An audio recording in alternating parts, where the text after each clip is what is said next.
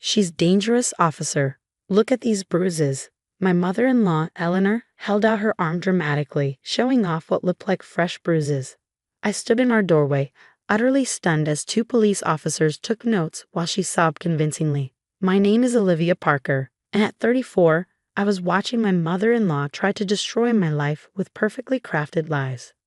"Mrs. Parker, we need you to come down to the station," one of the officers said, his face stern. I nodded numbly, my mind racing to understand how I'd ended up here. Just yesterday, everything had been normal, or what passed for normal in a house I shared with my husband James, and unfortunately, his mother.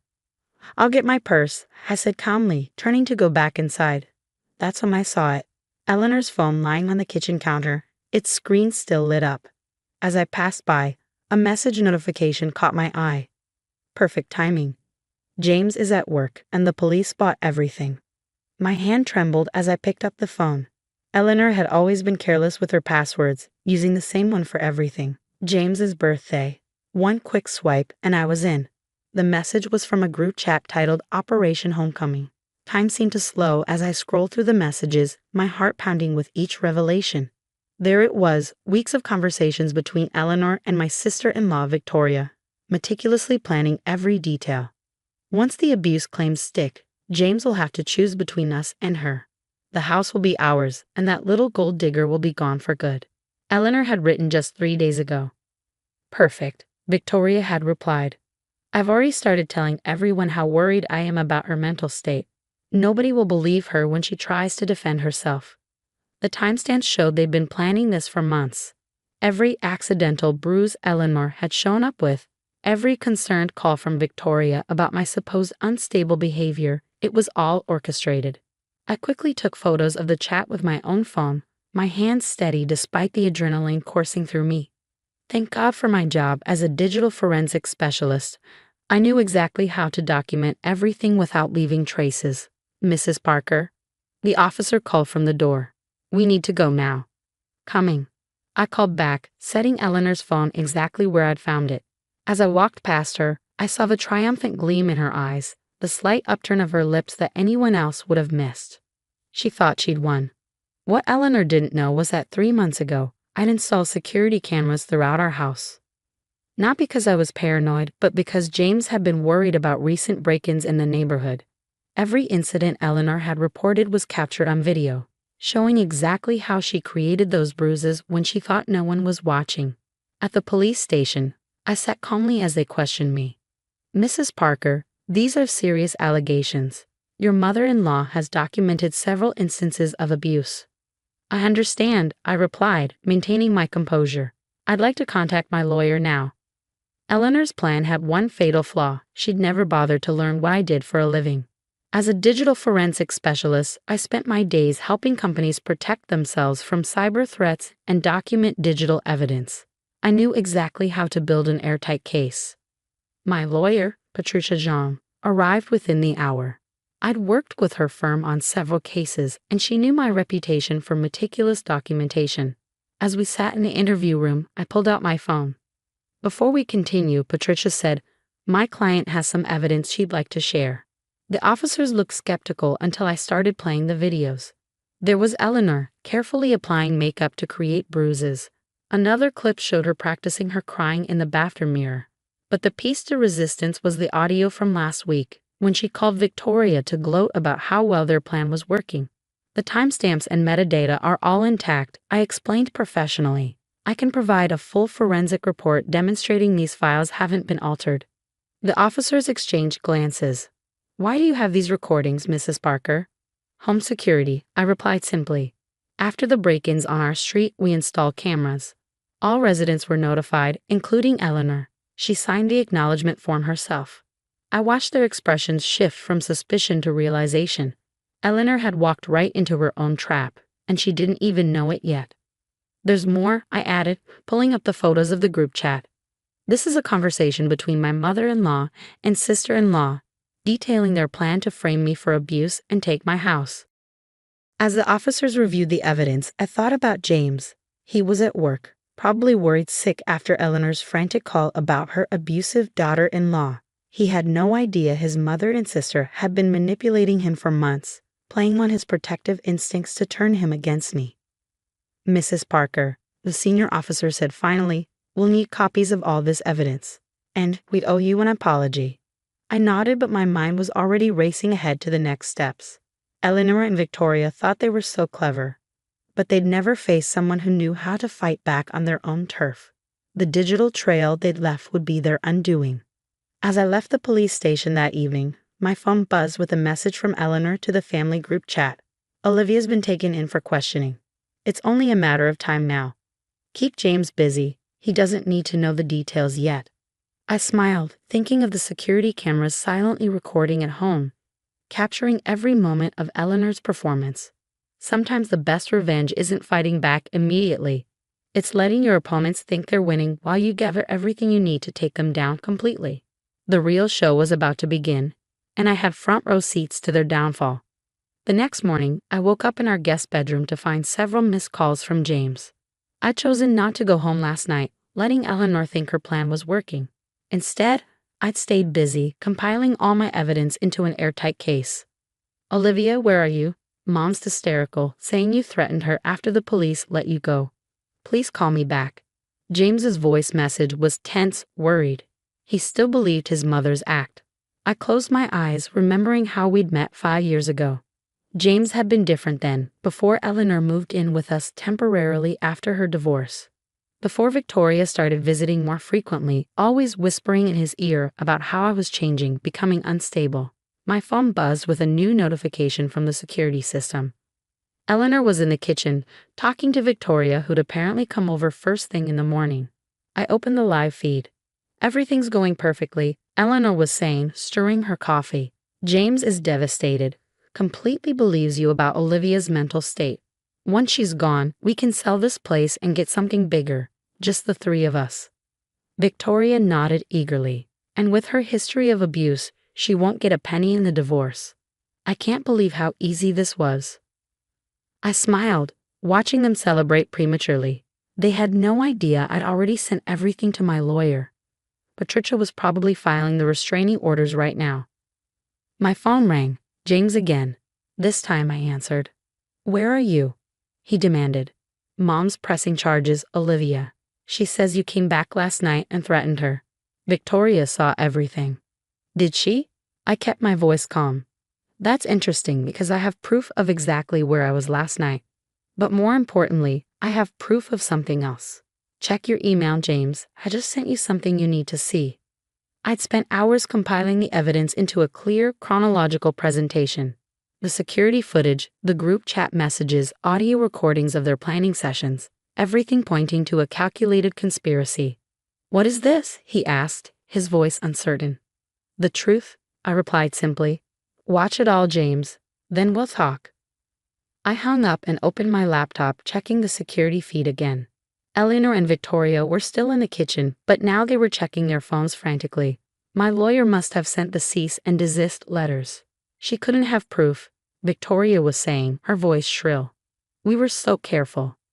Eleanor's face had gone pale. "The cameras.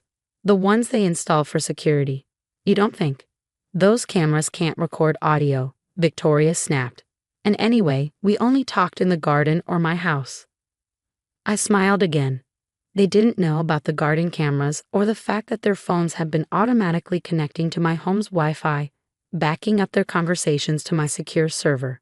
My phone buzzed with a text from Patricia. "Restraining orders granted. Police are on their way to serve them now." Perfect timing. On the security feed, I watched as 2 police officers approached our front door. Eleanor answered, her usual confident smile faltering as they handed her the papers. "This is ridiculous," she screeched. "She's lying. Victoria, tell them." But Victoria was backing away, her face ashen as she read the documents. The officers were explaining that they had evidence of their conspiracy, including the false police report from yesterday. Both women would need to leave the premises immediately. James's car pulled into the driveway. He looked shell-shocked as he got out, probably still processing everything I'd sent him. I watched through the cameras as he walked in, looking between his mother, sister, and the police officers. "Is it true?" he asked Eleanor, his voice hollow. "Did you and Victoria plan all this? Try to frame my wife?" James, honey, you don't understand, Eleanor started, reaching for him. We were trying to protect you. She's changed you, taking you away from your family. The only ones trying to destroy this family are you and Victoria, he replied, stepping back from her touch. I saw the videos, Mom. I heard your conversations. How could you do this?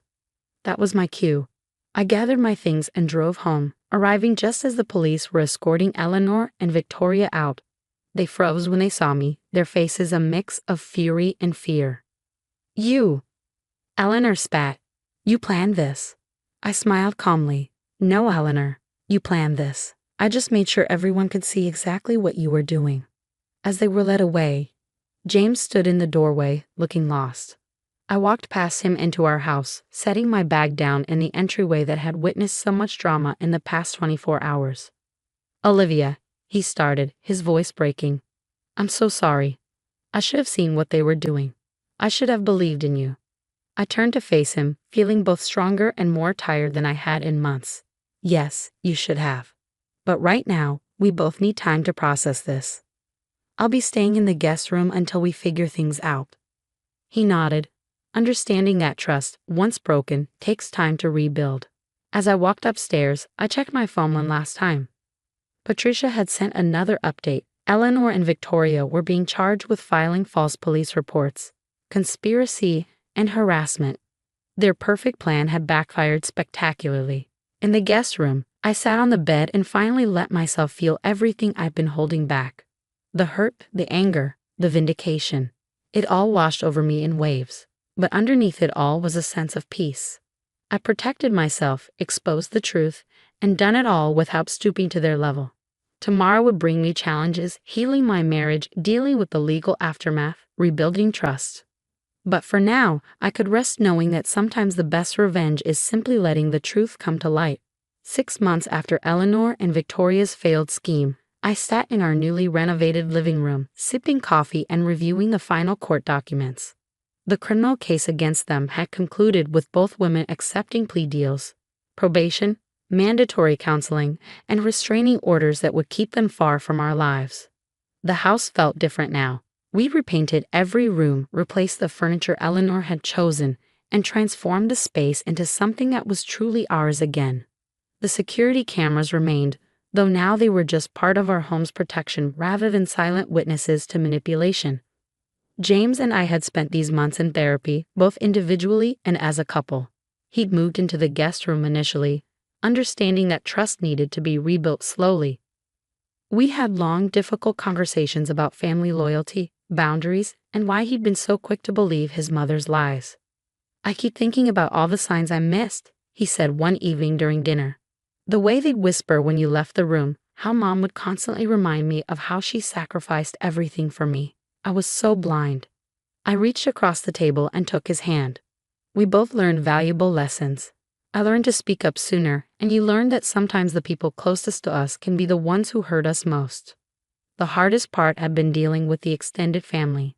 Eleanor and Victoria had spent years crafting their narrative about me, and some relatives still weren't sure what to believe. But as more details emerged during the court proceedings, including the full extent of their plotting, support slowly shifted in our favor. My sister-in-law's teenage daughter, Lily, had reached out to me privately. I always knew something was wrong with how Mom and Grandma treated you, she confessed. I found Mom's burner phone once with all these notes about their plans. I was too scared to say anything. I'd hugged her tight, assuring her that none of it was her responsibility. Now she visited us regularly, finding in our home the stability her own mother couldn't provide. One afternoon, while sorting through old photos, I found a picture from our wedding day. Eleanor stood between James and me, her smile now obviously forced. Victoria was on his other side, already plotting perhaps. I started to toss it away, but James stopped me. Keep it, he said softly, as a reminder of how far we've come. He was right. We were stronger now, more united. The conspiracy that was meant to destroy us had ultimately forced us to confront the cracks in our foundation and rebuild something better. Last week, we received a letter from Eleanor's counselor, part of her probation requirements. She'd written us an apology, though it still rang hollow with justifications and excuses. Victoria hadn't bothered to write at all, apparently still convinced she'd done nothing wrong. Some people never change, my therapist observed when I shared this with her. But you've changed, grown stronger. That's what matters. She was right. The woman I was before would have kept quiet, tried to accommodate Eleanor's increasingly outrageous behavior, doubted herself when Victoria spread rumors about my mental state. But I'd learned to stand my ground, to trust my instincts, and to fight back intelligently rather than emotionally. James and I finally moved back into our master bedroom last month. As we lay there one night, he turned to me in the darkness. "Thank you," he whispered. "For what?" "For fighting for us, even when I didn't deserve it. For being smarter and stronger than them. For giving me a chance to make things right." I snuggled closer to him, feeling truly at peace in our home for the first time in years. We fought for us. That's what matters now. This morning, I disabled the security system's constant recording feature. We still have cameras for safety, but I no longer feel the need to document every moment. The threat has passed, and we've emerged stronger on the other side.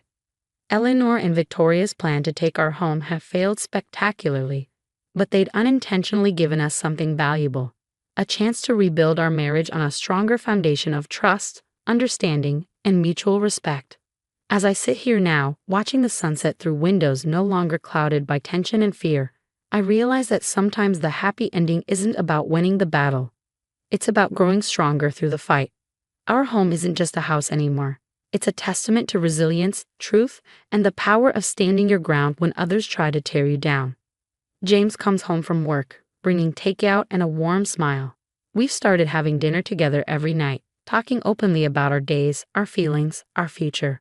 It's a simple thing, but it represents everything we almost lost and fought so hard to save. "Happy?" he asks, setting the food down. I look around our home, remembering the darkness we emerged from, and smile. "Yes," I reply, "we are."